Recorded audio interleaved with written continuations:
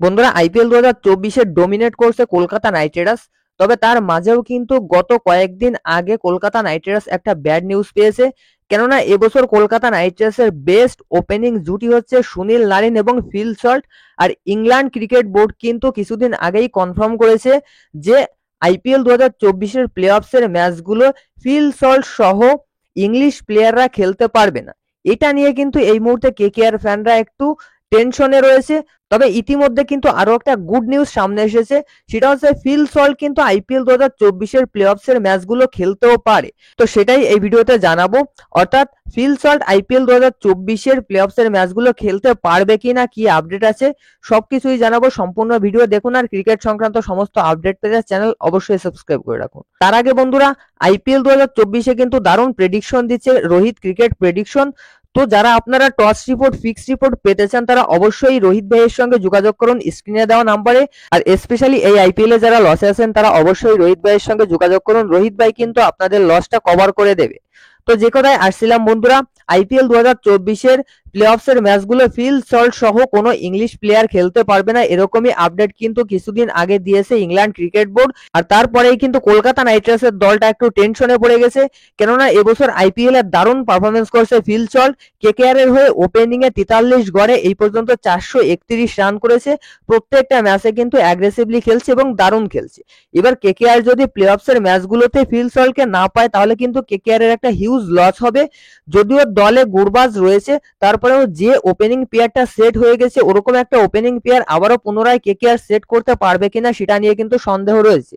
তো Phil Salt দুর্দান্ত খেলছে এবং দুর্দান্ত উইকেট কিপিংও করছে। সুতরাং প্লে অফসের ম্যাচগুলোতে কিন্তু কলকাতা নাইট রাইডার্সের দলে, কলকাতা নাইট রাইডার্সের টিম ফিল সল্টকে চাইছে।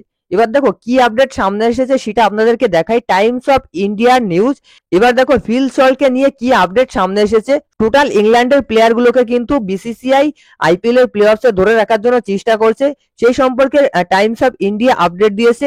তো আপনারা স্ক্রিনে দেখতে পাচ্ছেন KKR is not willing to release Phil Salt at this time in the IPL.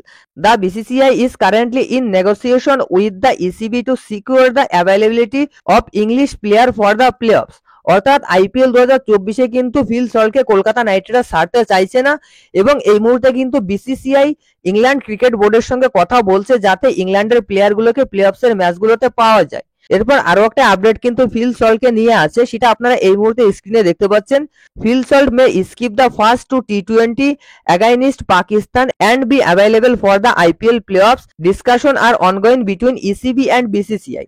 অর্থাৎ ফিল সল্ট কিন্তু প্রথম দুটো টি20 পাকিস্তানের বিরুদ্ধে মিস করতে পারে আইপিএল 2024 প্লে অফসের ম্যাচগুলো খেলার জন্য।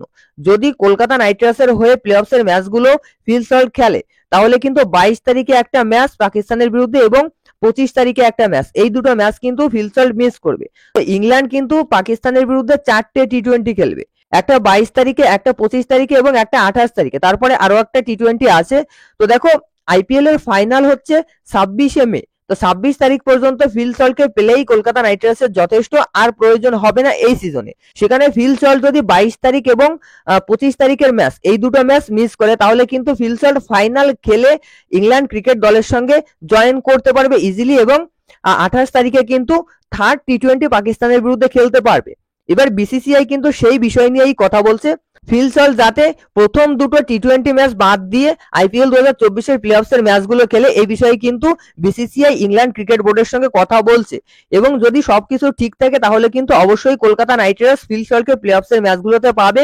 মেবি রাজস্থান রয়্যালসও কিন্তু জর্জ বাটলারকে পাবে, আর চেন্নাই সুপার কিংসও কিন্তু তোমার হচ্ছে মঈন আলীকে পাবে। তো দেখা যাক কতদূর এগোয় বিসিসিআই এবং ইংল্যান্ড ক্রিকেট বোর্ডের কথা। বিসিসিআই আপডেট দিলেই তোমাদেরকে জানিয়ে দেবো, তার জন্য অবশ্যই চ্যানেলটা সাবস্ক্রাইব করে রাখবেন।